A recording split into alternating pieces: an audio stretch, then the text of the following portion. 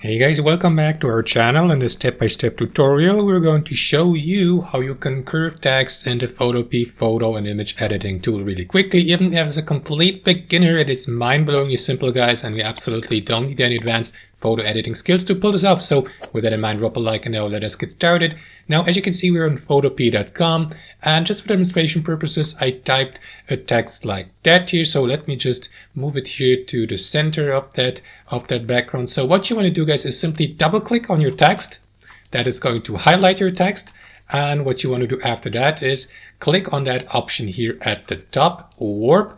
This is going to open up that window here. So what you may do after that is select your warp style by clicking on none here and select arc to curve your text. As you can see, the effect has been applied. Now you can customize it and adjust the bending and the distortion by moving these sliders here to the left or to the right. So if I, for instance, move that slider here to the left, the bending effect decreases, and vice versa, it increases if I move that slider here to the right. So that's actually all to it. Confirm by clicking on OK here. And that's it, guys. That's how I do it. Thanks for watching. Hope you enjoyed the video, and we'll see you next time on our channel.